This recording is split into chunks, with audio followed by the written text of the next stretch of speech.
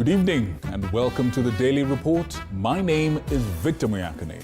And of course, on sign language tonight, we have Rhoda Nyamai. You're welcome. We have a lot in store for you. To give you an idea of what we have, here are the highlights.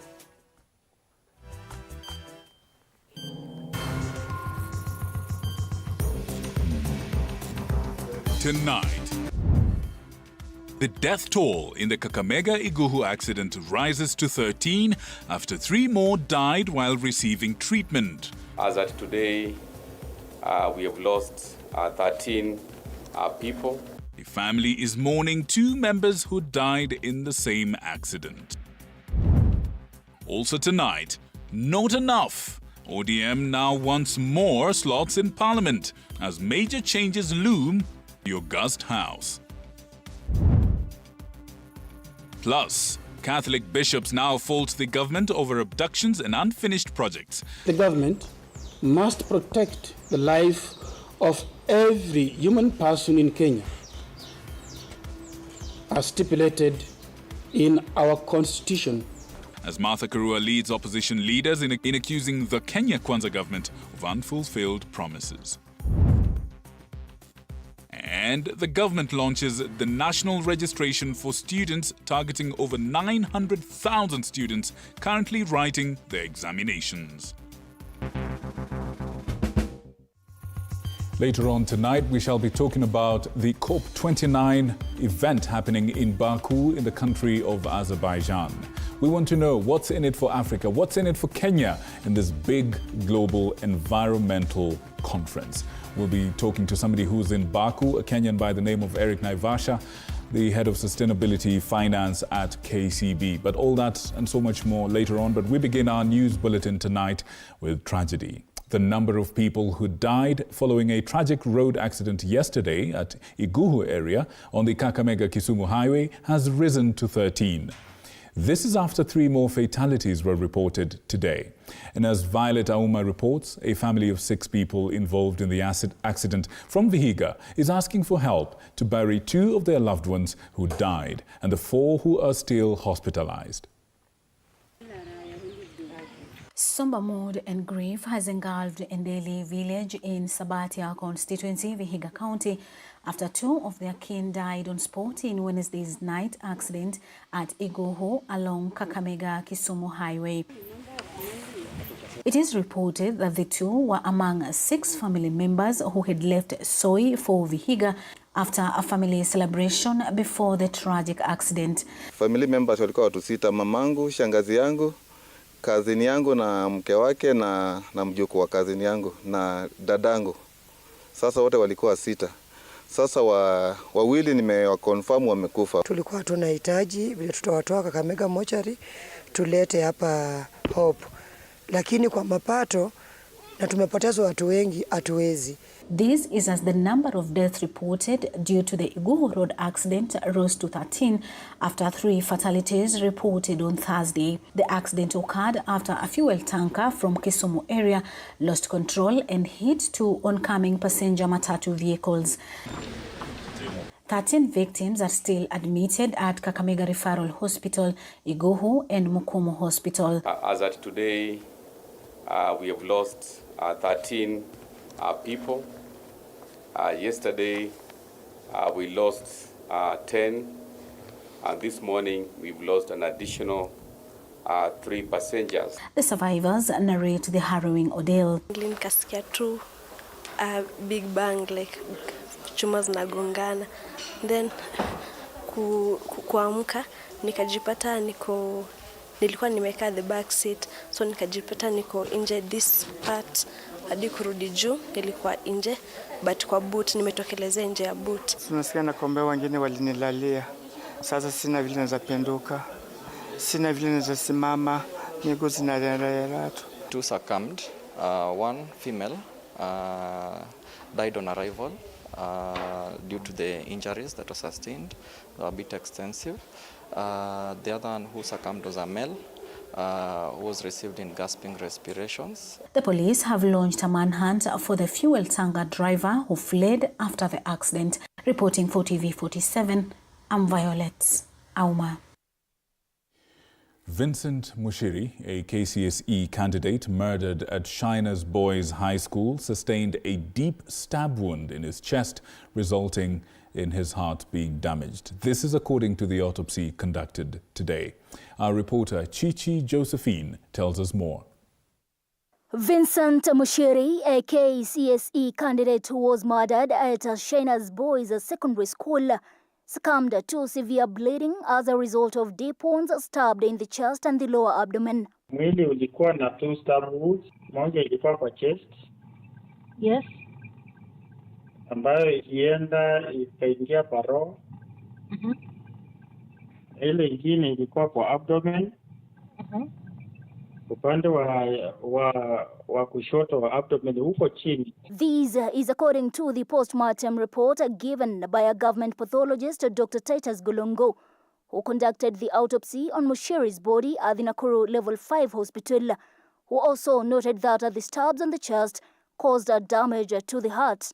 Injury to the heart na kupoteza damu was the cause of death. Postmortem ilikuwa inafanywa leo na tumepata alidungwa na kisu mara 2 hapa kwa tumbo na kwa kifua. So ile ilimuaffect kabisa, yenye ilimuua ni ya kifua.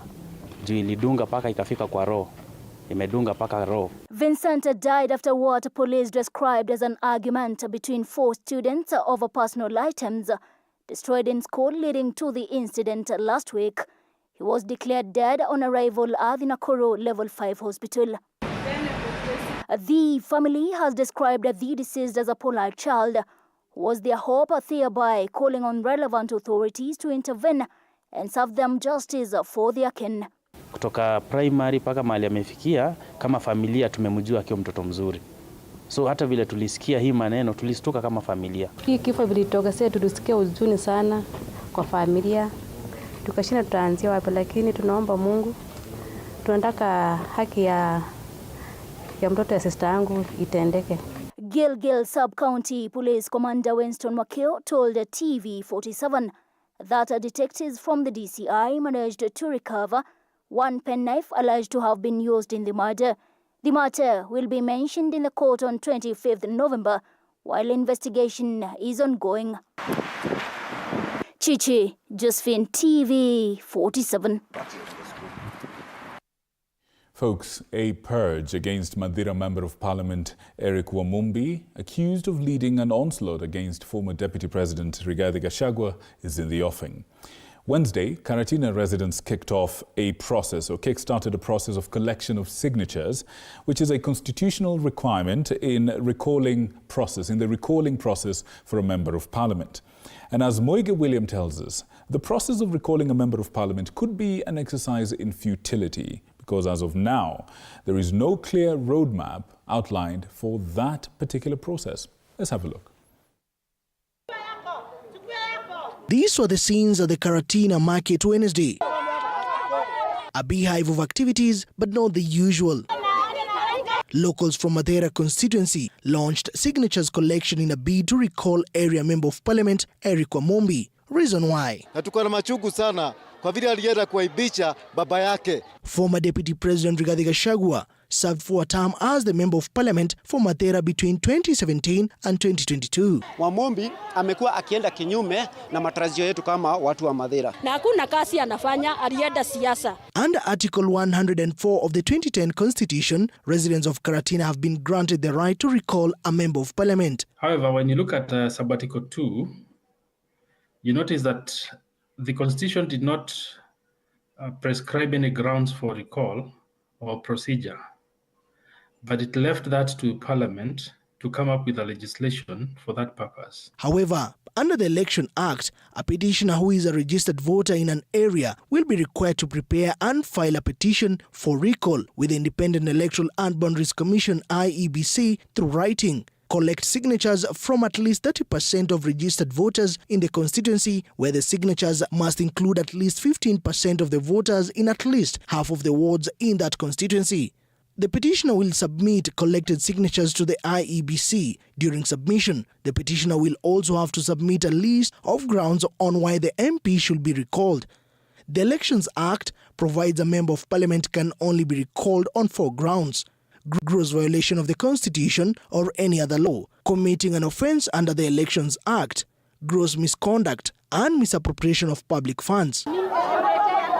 Further, the IEBC will be required to verify and validate the signatures. If the petition meets the threshold, the electoral body will notify the Member of Parliament, who will be accorded an opportunity to respond. The IEBC has no commission as of now. And because they are collecting signatures, the only person under the Constitution and the law who can verify signatures is the IEBC. And the courts have said in many decisions that IEBC is the commissioners themselves. The IEBC then notifies the Speaker of the National Assembly within 15 days to initiate the process of recall, which entails the IEBC preparing for and conducting a recall vote, which shall be decided by a simple majority of the voters voting in the recall election.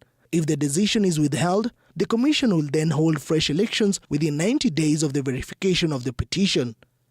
Moige William, TV47.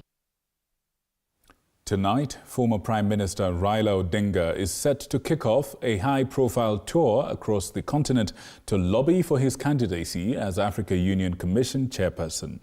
TV47 has learned that Odinga has a jet on standby that will take him to 5 African countries in his inaugural phase after he launched his continental campaign at the AU headquarters in Addis Ababa, Ethiopia.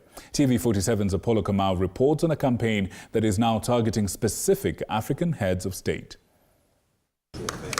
Former Prime Minister Raila Odinga's campaign for the Africa Union chairmanship seat has entered a crucial phase after his Addis Ababa launch last week, introducing his bid to Africa. According to Odinga's campaign secretariat, which is yet to confirm the exact dates, Odinga is scheduled to travel to Nigeria in his first trip to meet President Bola Tinubu, a crucial trip given the influence Nigeria wields in West Africa. Odinga is also expected to visit Benin, Togo, Ghana, and Senegal in the western part of Africa. Concentration of trips that Honorable Raila need to do is going to the west. Those countries like Sahel area, getting them on top, it's going to be tough. Okay, let me tell you. We need to take the Raila campaign into the skies now, into the air. So that if you are taking a cup of tea in Zambia, Lusaka, and you open the papers, you must see AU and Raila there. We need to penetrate the media. Odinga is said to have a standby jet ready for his shuttle diplomacy, which will include interpreters to assist with language issues in Francophone and Arab countries. Basically, my understanding is that there is a plane that the budget that contains a plane that will take Honorable Raila around to meet with those people. Because if he has to jump on private transportation, he's going to waste a lot of time. Raila Odinga will need a lot more resources than we have previously set aside for our candidates like Amina Mohamed.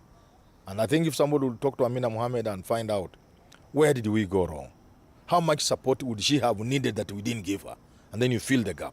Kenya is banking on Nigeria and South Africa to penetrate the Economic Community West African States, ECOWAS, as well as the Southern African Development Community, SADC. Djibouti, which is a host of 8 military bases and a crucial ally of the United States and China, could complicate matters for Kenya, which is wooing Ethiopia, as Ethiopia uses the port of Tajora in Djibouti to import its goods. Kenya, which is also seeking Egypt's vote, has to wait carefully in the Nile waters conflict between Egypt and Ethiopia. We're trying very hard to get Ethiopia. I have a big network in Ethiopia that we're trying to get.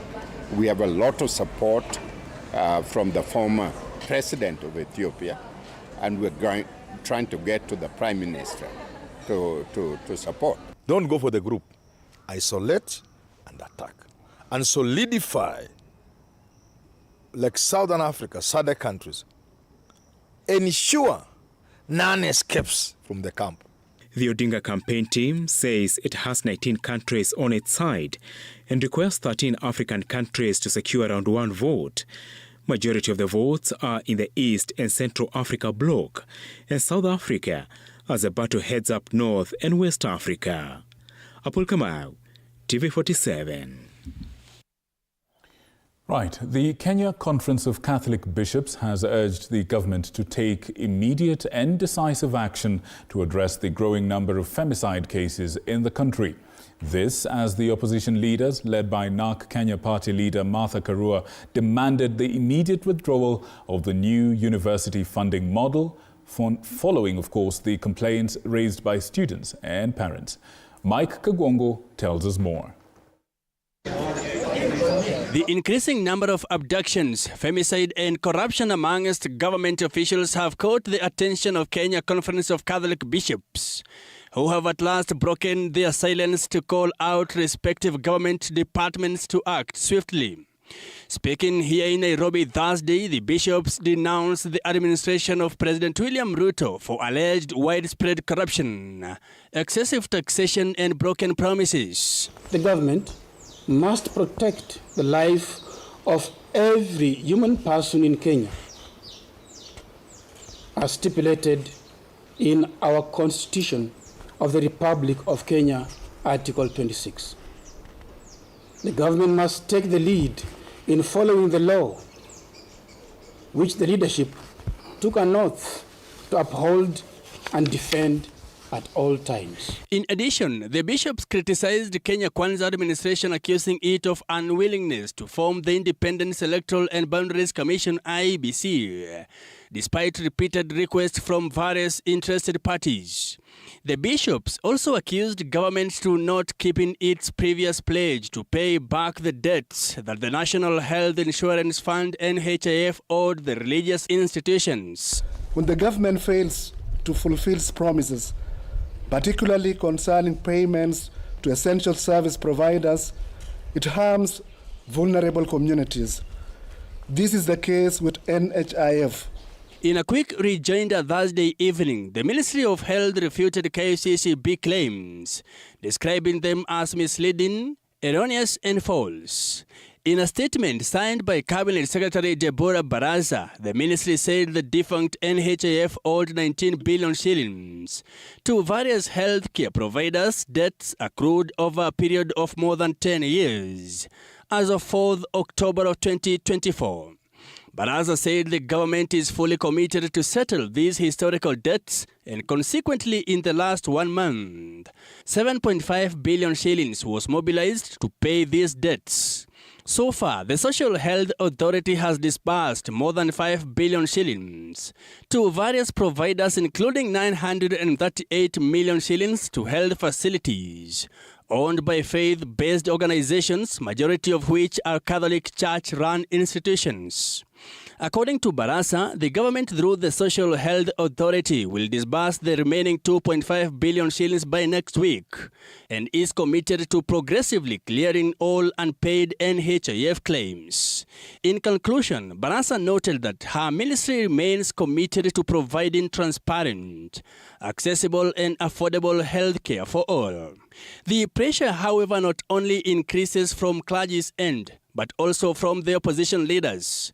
Following the objections made by parents and students, opposition leaders led by NARC Kenya party leader Martha Karua urged that the new university funding model be immediately withdrawn. Ruto and his administration have behaved the way locusts behave when they descend on greenery. They consume everything and leave nothing. Opposition leaders claim that the William Ruto-led government has the ability to address the significant issues facing Kenya's education system, but has, however, chosen not to listen to common mwananchi. Mike Kagwango, TV47, Nairobi. Now to matters education, and the Principal Secretary for Education, Belio Kipsang, has pointed fingers of blame at parents for contributing to examination malpractice, particularly noting that many candidates have been caught with mobile phones during exams. 11 reported cases of malpractice have occurred as the KCSE exams continue. Ruga Ival reports. Examination integrity remains a pressing concern for the Ministry of Education. Principal Secretary Bello Kipsang has shifted the blame to parents, alleging that they are providing their children with mobile phones, which encourages cheating. We as parents, and why are we mobilizing resources to try to compromise our examination if we have given an opportunity to our children to be in school for 4 years? Why are we allowing our children to go to school with telephones when we know they should not, so that they can use these telephones to expose themselves? Speaking in Nyeri County while overseeing the distribution of biology and history exam papers, Kipsang revealed that the ministry is collaborating with the legal system to expedite cases related to examination malpractices. This involves working closely with investigative agencies and the courts to ensure swift justice. With 900 candidates sitting for these exams, Kipsang emphasized that despite the 11 cases of malpractice reported so far, the overall integrity of the examinations has improved compared to previous years. Examination this year has run quite smoothly. Compared with all the other years, this year our exam has really run quite well. In fact, if you see the extent to which activity within examination centers, within examination where we are collecting our examination papers, this year has been fairly quiet. The 2024 KCSE has introduced special features aimed at curbing cheating. For instance, exam papers are personalized with candidates' names. And as Kenya transitions to a new education curriculum, the last KCSE exams under the current system will occur in the year 2027. Ruga Ival, TV47. Learning in all 35 public universities has been paralyzed for 16 days, causing students to get restless following the ongoing lecturers' strike. However, there are chances for this industrial action to be suspended if the government provides the 4.3 billion shillings as part of the money for the implementation of the return to work formula signed on the 26th of September of this year. Anastasia Mukabi tells us more about this. One way of initiating a dictatorial government in any country is paralyzing the education sector. Most public universities issued memos to recall their students that learning would resume as usual.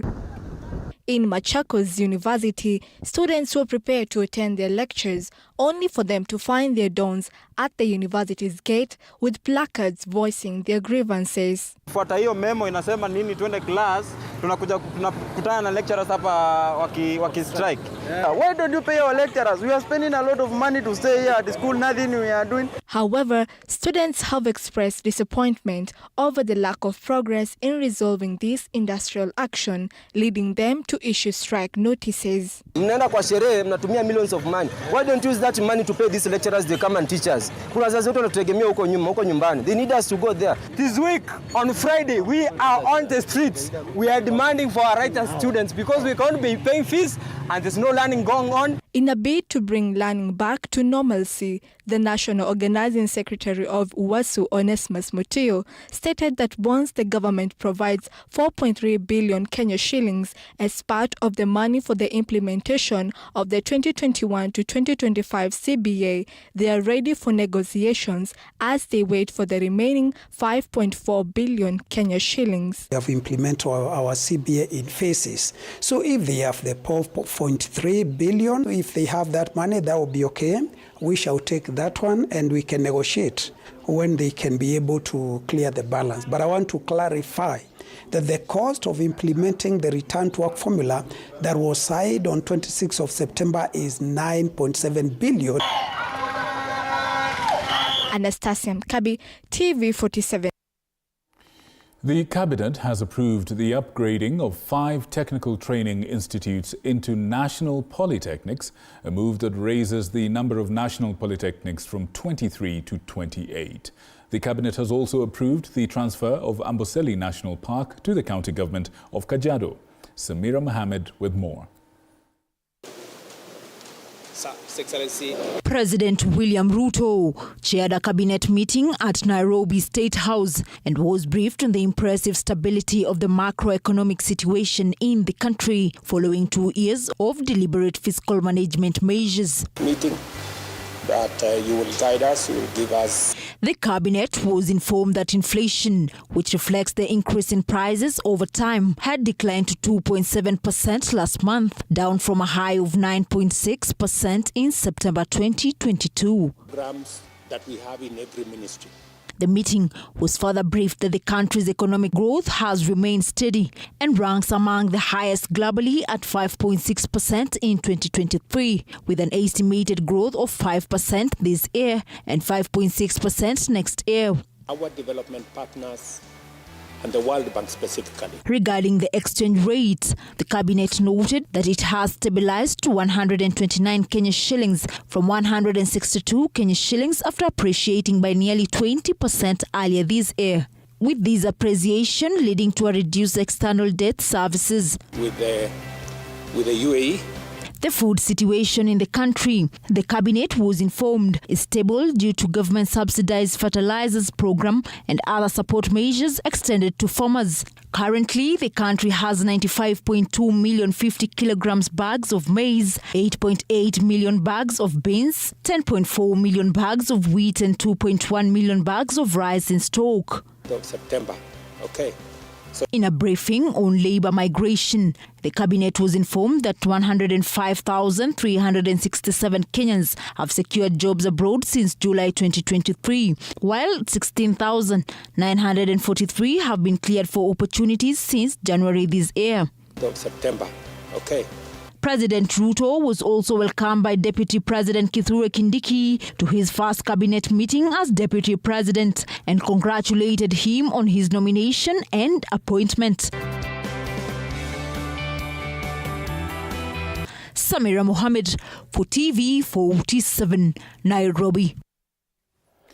A major shakeup is looming in the National Assembly, with several committee chairpersons facing potential purges as the Orange Democratic Movement Party pushes for key leadership positions in powerful committees in the bicameral House. As our senior reporter, political reporter for that matter, Elizabeth Mutuku reports, the move, which is expected in a few weeks to come, is seen as a part of a broader strategy to realign Parliament with broad-based government ahead of an expected political alliance between ODM and President William Ruto ahead of the 2027 political elections, or rather general elections for that matter.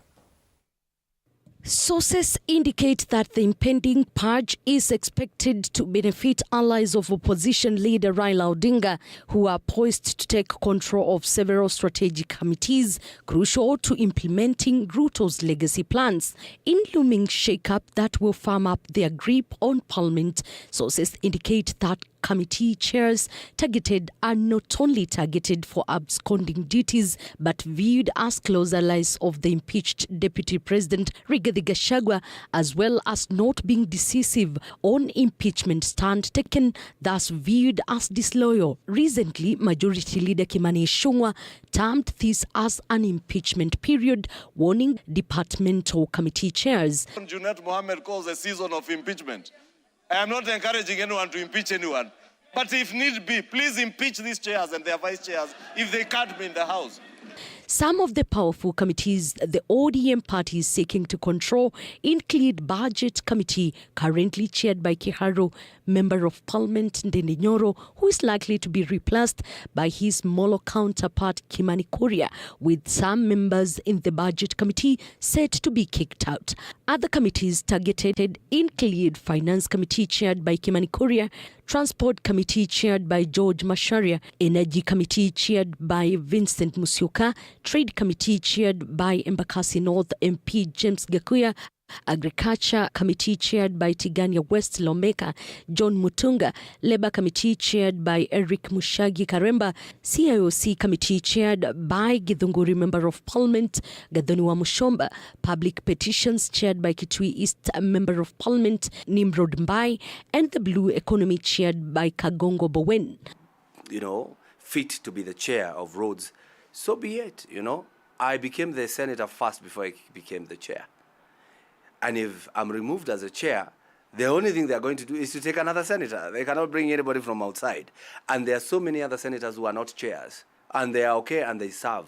So it's okay. But we will remember. And particularly maybe, if you're removed from chair, then you become very independent.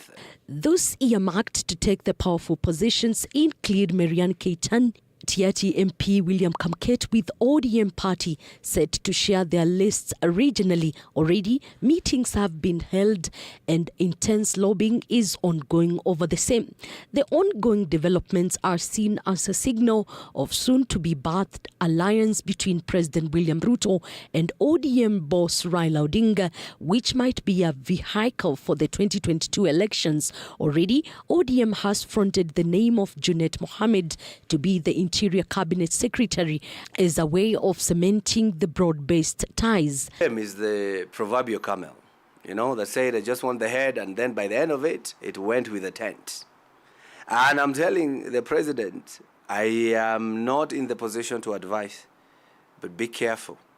ODM is coming, they're going to be there, and in 2027, they won't be with you. Beth Mutiko, TV47, Nairobi. Now we want to take a breather, shall we? We'll be right back with more content after these messages. Please don't go away.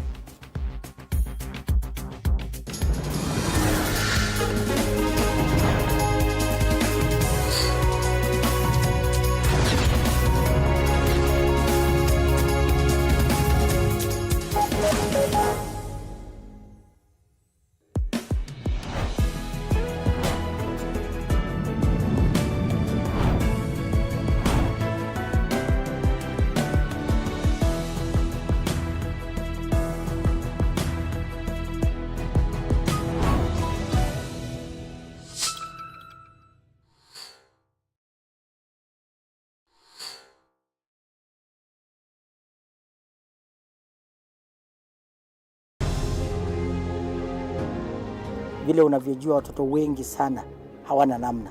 Mimi ningependelea watoto wasome. I'm here to stress on education.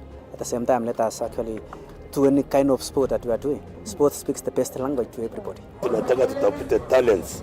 Zile raw talents kutoka kule nyumbani mashinani mahali tuko leo. Hizi mbio za Chepsaita, like all other sports, zinaleta watu pamoja. We want to use this event to uplift the lives of the community. Anafurahia hii mchezo sana. Hata sikaange naambianga watu tuende Chepsaita. Wanafunzi wakimbie ili wakuze talanta ya mbio ama kuhimiza tena elimu. This is the place to be. Hapa ndipo mahali wanastahili kuwa tarehe 7. Wale watoto walikimbia last year wamekimbia mpaka wamefuka mipaka zetu za Kenya.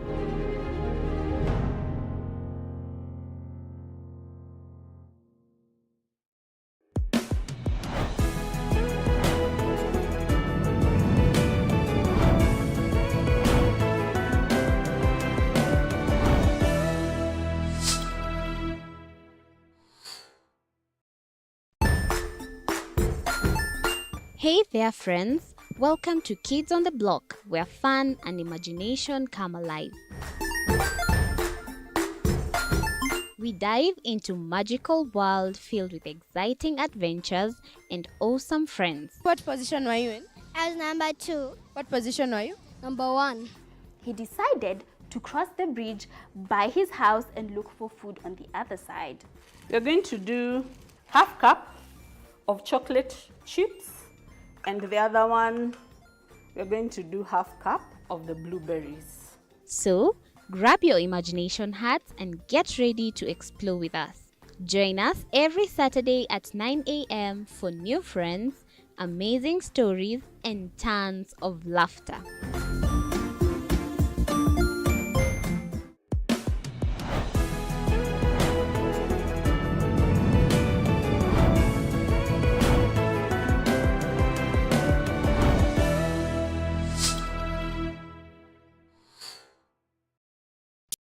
Join us as we explore the journeys of those who defy the odds and break barriers.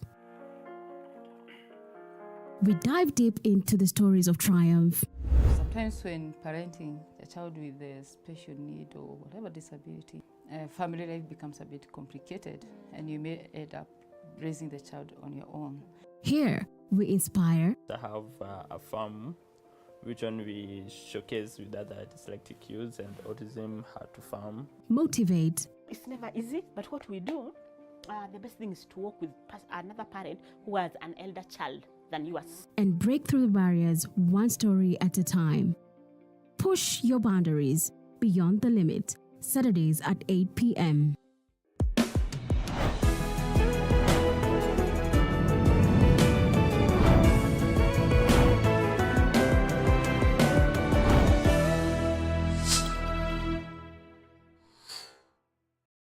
The Grind, where business meets brilliance. It's not just about the ideas. I was working as a shampoo boy. I used to wash clients' hair on the sink. It's about making them happen.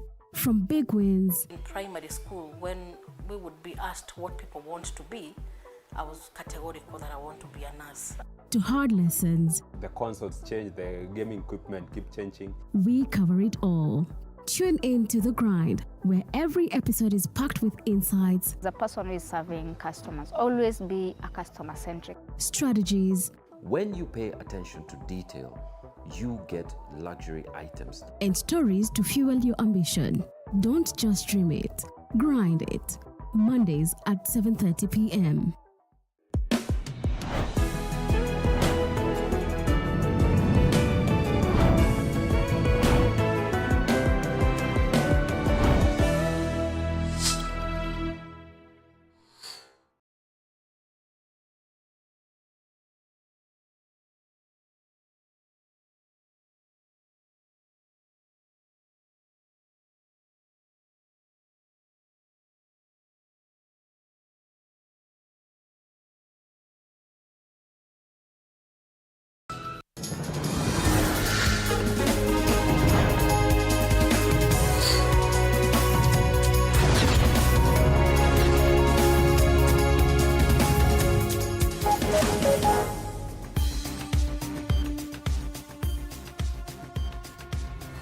Welcome back.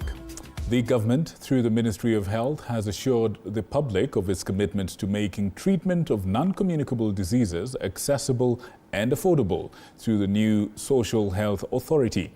Elizabeth Atieno, our health reporter, with more. An estimated 4% of Kenyans are living with diabetes, a disease that has proven really expensive to treat. It is estimated that the average annual direct cost of treating diabetes in public health facilities in Kenya is 68,000 Kenya shillings.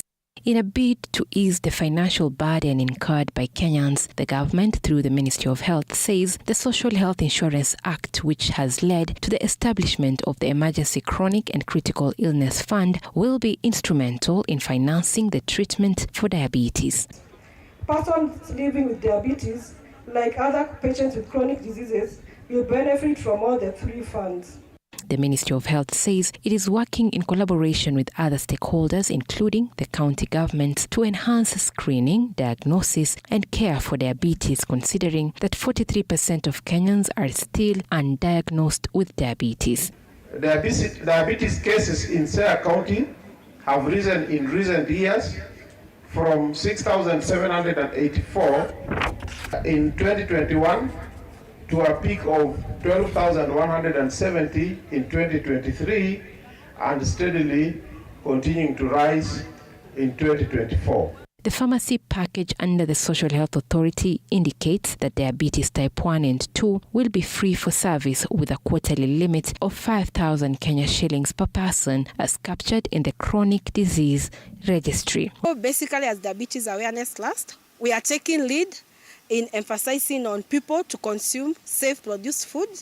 On Thursday, Kenya joined the world in marking the World Diabetes Day, themed Diabetes and Well-being. A call has been made to Kenyans to prioritize effective blood sugar management. Elizabeth Atieno, TV47. The Principal Secretary in the Department of Citizen Services has launched the Maisha card registration for KCSE candidates. The government is now focused on ensuring the issuance of these cards to students to ease the process of their own admission to institutions of higher learning, among other essential government services. A At Ngomeni School in the Magarini constituency of Kilifi County, the Maisha cards registration process is ongoing for learners here. Speaking during the event, Ambassador Julius Bitok, the Principal Secretary in the State Department of Immigration Services, highlighted that the card, which contains personal details of the holder, will play a key role in the admission and funding process in the universities and colleges. Indeed, we have partnered with the Ministry of Education to ensure that we register 965,000 students around the country. The live capture technology and the speed at which these cards will be issued was highly lauded, being noted that the process will significantly ease service delivery to the public while avoiding the long waiting times traditionally associated with government services. But this year, we changed strategy and said we have to register all students while they are in school. Within 5 minutes, student anatoka na waiting card, and within 7 days anakuwa na ID. This initiative, which began at Ngomeni School, will be rolled out in all schools across the country to ensure that every student sitting for the KCSE exams is registered by the time they will complete the exams. Registration is going on, but this is a special program we are launching today specifically for the students. The service was introduced by the government in November 2023. The card will be valid for 10 years and will serve as an official identification document. The card is part of efforts to modernize the national ID system by consolidating personal information in a secure and easily accessible format. Kinto Wafula, TV47. Thank you, Kinto Wafula. Former Kitui Governor Charity Ngilu has denied allegations of misuse of over 168 million shillings by the Kitui County Textile Centre, KICOTEC, for the 2019-2020 financial year while she was the county boss. Senators called for a forensic audit of the bank statements detailing the expenditure of the organization, following claims of forgery and missing documentation. Thursday mid-morning, senators called for speedy forensic audit of the bank statements detailing the use of funds amounting to 168 million shillings by one of the big textile centre, KICOTEC, located in Kitui County for the year 2019-2020. This follows claims of forgery that emerged and some documents reported missing. The Public Accounts Committee instructed the Office of the Auditor General, the Budget Office and the Clerk to scrutinize the bank statements presented before senators. Then prepare a report to this committee, and on the basis of that, the committee will make a decision. Because I don't want to take it back to the county, because from the explanation we have had, we seem not to be making progress on the issue of documents.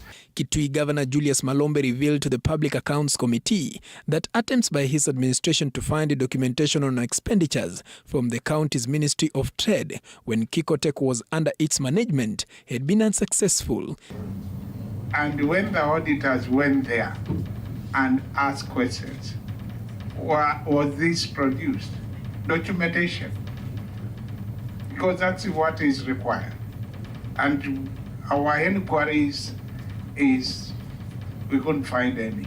The demand for a forensic audit followed revelations from county officials in the previous administration that the Ministry of Trade had hired consultants to estimate the value of assets, goods and services procured for KICOTEC. Former Kitui Governor Charity Ngilu, who was summoned to appear before the committee, denied allegations of misuse of public funds and forgery. Instead, Ngilu insisted that when she left office in 2022, after losing to Governor Malombe, all the documentation regarding KICOTEC's expenditures was available. Paul Kirobi, TV47, Nairobi. The Parliamentary Committee on Health is fine-tuning the Assisted Reproductive Technology Bill of 2022. This session focused on amendments that could reshape fertility support access for Kenyans, setting standards for safety, ethics and reproductive rights across the country. Anne Odida tells us more. The session that focused on refining and amending crucial aspects of the proposed legislation on assisted reproductive technology (ART) bill is part of the bill's journey through Parliament, addressing outstanding issues that could impact the lives of many Kenyans seeking fertility support. Introduced by Suba North Member of Parliament Millie Odhiambo, the art bill has been at the center of discussions about reproductive rights, healthcare accessibility and ethical standards within the country's reproductive health framework. One of the bill's major goals is to regulate the accessibility and safety of art services while balancing ethical concerns. It calls for the establishment of an assisted reproductive technology directorate to oversee art providers, ensuring they meet high standards for safety, professionalism and ethical practices. This directorate will be responsible for licensing, monitoring service quality and enforcing penalties for violations. The bill also sets guidelines on surrogacy, specifying conditions for surrogacy agreements to safeguard the rights of surrogate mothers, intended parents and the children born through these arrangements. It clarifies parental rights in surrogacy cases to prevent potential legal conflicts and ensure that children born through art have clear legal standing. Under the proposed legislation, sperm, egg and embryo donors would have legal protections related to consent, confidentiality and potential compensation. These measures aim to prevent exploitation of vulnerable individuals who may consider donating genetic material.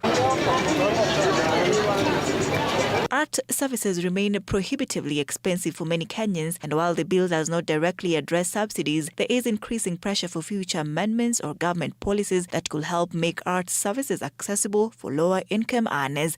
Ann Odida, TV47.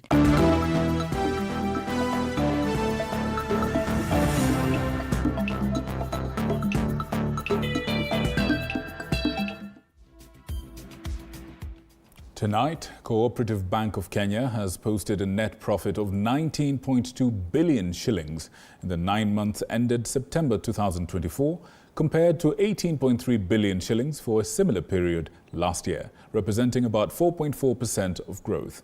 Cooperative Bank Managing Director Gideon Muyakane says that the strong performance by the bank is in line with the group's strategic focus on sustainable growth, resilience and agility, riding on the soaring eagle of transformative agenda. Bouncing from an increase in net interest and non-interest income for the 9 months ended September 2024, Cooperative Bank has posted a 4.4% growth in net profits for the third quarter of 2024. The lender posted 19.2 billion shillings net profit compared to 18.4 billion shillings for a similar period in 2023. Cooperative Bank Managing Director Gideon Muyakane attributes the strong performance to the group's strategic focus on sustainable growth, resilience and agility, delivering a competitive return on equity of 21.3%, riding on the soaring eagle transformation agenda. According to the bank, the growth was driven by a 12.3% increase in net interest income to 36.9 billion shillings from 32.8 billion shillings, a growth of 12.3%. Total non-interest grew by 8.2% from 20.6 billion shillings to 22.3 billion shillings. The improved bottom line came despite operating expenses rising by 12.7% from 29 billion shillings to 32.7 billion shillings due to loan losses and additional staff. Total assets for the bank grew by 13.5% from 661.3 million shillings to 750.8 billion shillings. Customer deposits also grew from 514 billion shillings, an increase of 18.7% to 432.8 billion shillings. Shareholders' funds also went up from 108.1 billion shillings to 131.8 billion shillings, an increase of 22%. All institutions of public interest will be required to post their sustainability report periodically. All public interest entities will be required to report on sustainability periodically, of course, from January of 2027. It will be mandatory after the first report and will be actualized in accordance to IFRS 1 and 2 as the main framework. ICPAK Chairperson Philip Kaikai says that even micro, small and medium enterprises will be required to release their sustainability reports as well in the long-term plan to push the green agenda in the cooperative realm. To a central element in the strategic framework of contemporary business it is essential for the future success and resilience of economies, enterprises, and communities alike. Expectations for businesses now encompasses not only the delivery of financial returns, but also the active contribution to societal and environmental objectives. The importance of environmental responsibility, social impact, and corporate governance is more pronounced than ever before. Kenya is on the verge of a new era in corporate governance and financial reporting. The adoption of the International Financial Reporting Standards Sustainability Disclosure Standards will help formalize sustainability disclosures, ensuring that companies provide relevant, reliable, and comparable data on the environmental, social, and governance issues. I think the key challenge has been that we've had different standards and the prolifications of different standards. And we've seen many listed companies who have come to the market releasing reports, and there's been some inconsistencies, not necessarily bad ones, but there have been inconsistencies, some emphasizing more on the E, some on the S, and some on the G. So the Central Bank of Kenya has been on this journey for some time. If you recall, in 2021, they issued guidelines in as far as climate-related risk was concerned. Of course, those guidelines were based on TCFD, and of course, with time, we've seen that there are additional guidelines that have come through, and ISSB is now primarily focusing on the issuance of those guidelines. Folks, I believe we're sufficiently informed in what's happening across our world in terms of education, health, politics, security, and all manner of things. There's only one thing left, and without it, life would be very boring indeed.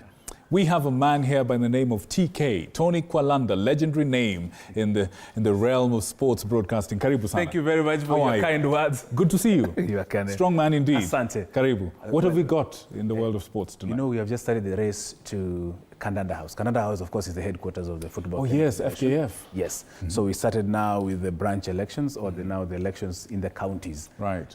Just as we gear up towards now the presidential elections on the 7th of December. So it's been a lot of a roller coaster Lots of politics. Yes, a lot of politics. Can you tell us how the elections are run? Are they wananchi votes, or is it the... It's delegates. Delegates. Now, delegates, of course, in football are now those who play football, or coaches, referees, the women leagues, and of course in counties are those football teams that are now specific to that particular... Everyone is registered? Yes, everybody must be registered now to the Football Kenya Federation, and they must have, of course, been for a long time been members of FKF and been active in football to participate in the election. So it's not for Mwananchi, everybody. Oh, I see. So we have something similar to the American election. Yeah, of course. Are we going to have like a Trump-like upset or a Kamala all the way? Oh, it is incoming. Incoming. RPG incoming. I love it. I love it. Folks, I leave you in the able and strong hands of Tony Kwalanda as I take my leave. See you later, folks.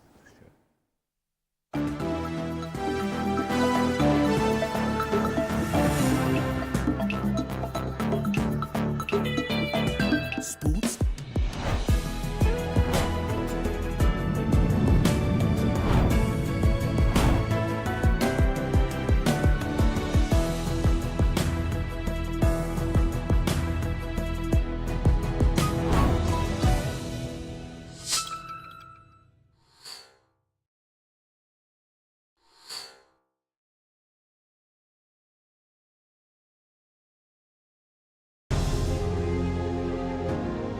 Vile unavyojua watoto wengi sana hawana namna.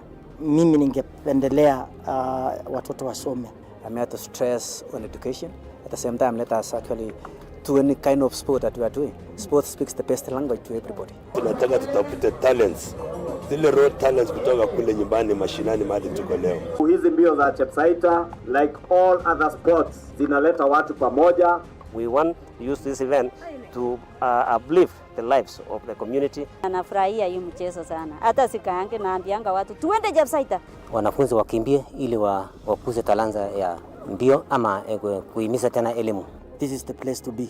Hapa ndipo mahali wanastahili kuwa tarehe 7. Wale watoto walikimbia last year, wamekimbia mpaka wamefuka mipaka zetu za Kenya.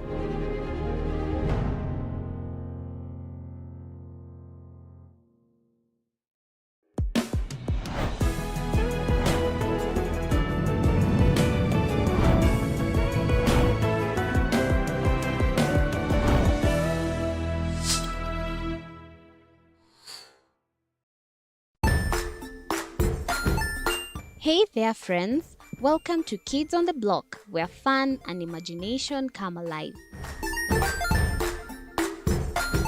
We dive into magical world filled with exciting adventures and awesome friends. What position were you in? I was number 2. What position were you? Number 1. He decided to cross the bridge by his house and look for food on the other side.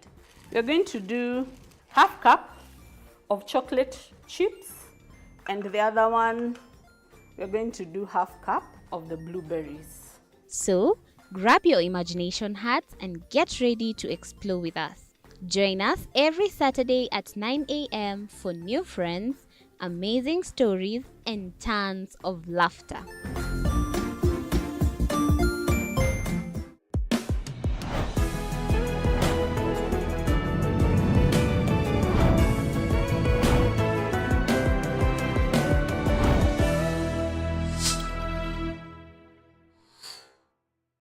Join us as we explore the journeys of those who defy the odds and break barriers. We dive deep into the stories of triumph. Sometimes when parenting a child with a special need or whatever disability, family life becomes a bit complicated and you may end up raising the child on your own. Here, we inspire. I have a farm which one we showcase with other dyslexic youths and autism, how to farm. Motivate. It's never easy, but what we do, the best thing is to work with another parent who has an elder child than yours. And break through the barriers one story at a time. Push your boundaries beyond the limit. Saturdays at 8 p.m.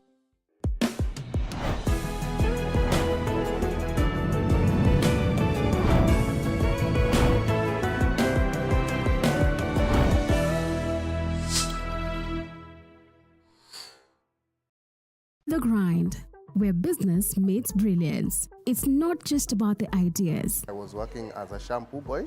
I used to wash clients' hair on the sink. It's about making them happen. From big wins. In primary school, when we would be asked what people want to be, I was categorical that I want to be a nurse. To hard lessons. The consoles change, the gaming equipment keep changing. We cover it all. Tune in to The Grind, where every episode is packed with insights. The person who is serving customers, always be a customer-centric. Strategies. When you pay attention to detail, you get luxury items. And stories to fuel your ambition. Don't just dream it, grind it. Mondays at 7:30 p.m.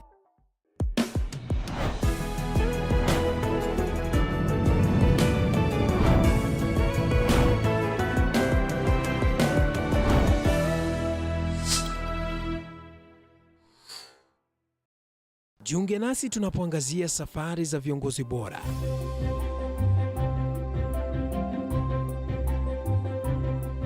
Kutoka kwa ushindi mkubwa hadi masomo magumu. Wakati wetu kwamba wasichana si wa kusoma, ni wa kuolewa, ng'ombe ipatikane, wazazi wakuwa watajiri. Tunashughulikia yote. I wish I were a better investor. My parents taught me how to look for things for myself. Tazama Mfahamu Kiongozi, ambapo kila kipindi kimejaa maarifa, mikakati na hadithi za kukuza azma yako. For me to succeed, I have to fight. Kila Alhamisi saa 1:30.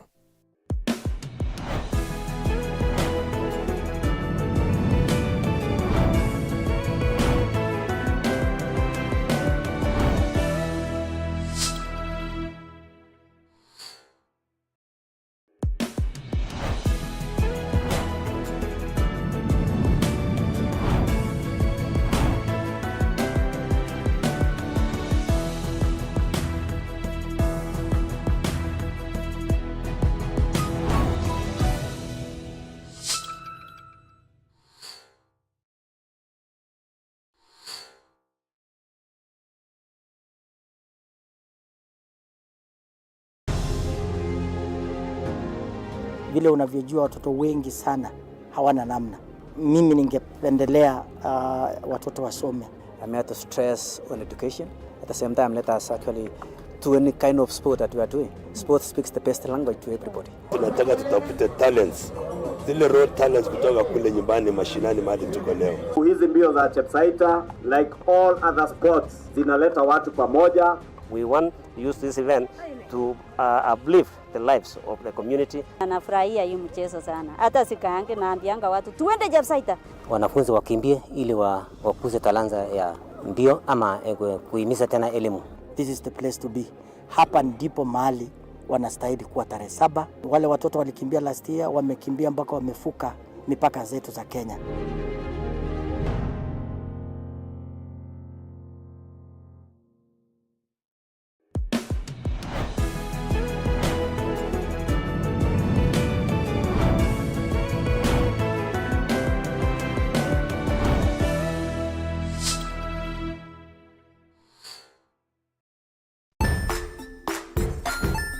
Hey there friends, welcome to Kids on the Block, where fun and imagination come alive. We dive into magical world filled with exciting adventures and awesome friends. Flow with us. Join us every Saturday at 9 a.m. for new friends, amazing stories, and tons of laughter.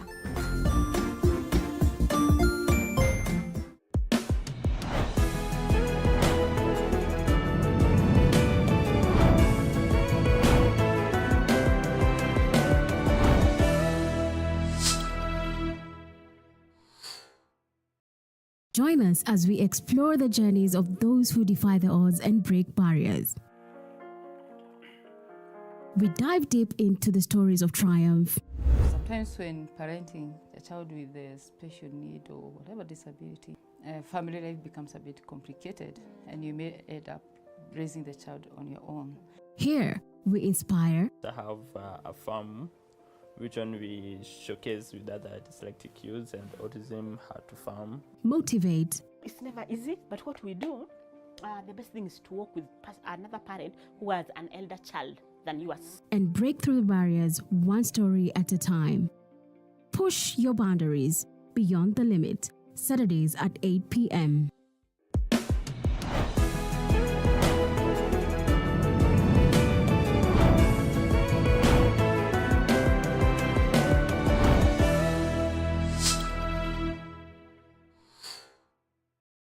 The Grind, where business meets brilliance. It's not just about the ideas. I was working as a shampoo boy.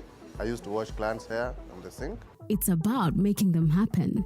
From big wins. In primary school, when we would be asked what people want to be, I was categorical that I want to be a nurse. To hard lessons. The consoles change, the gaming equipment keep changing. We cover it all. Tune in to The Grind, where every episode is packed with insights. The person who is serving customers, always be a customer-centric. Strategies. When you pay attention to detail, you get luxury items. And stories to fuel your ambition. Don't just dream it, grind it. Mondays at 7:30 p.m.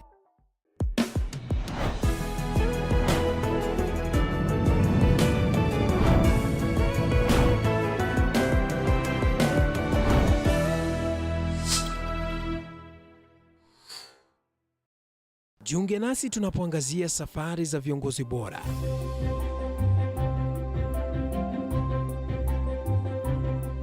Kutoka kwa ushindi mkubwa hadi masomo magumu. Wakati wetu kwamba wasichana si wa kusoma, ni wa kuolewa, ng'ombe ipatikane, wazazi wakuwe watajiri. Tunashughulikia yote. I wish I were a better investor. My parents taught me how to look for things for myself. Tazama Mfahamu Kiongozi, ambapo kila kipindi kimejaa maarifa, mikakati na hadithi za kukuza azma yako. For me to succeed, I have to fight. Kila Alhamisi saa 1:30.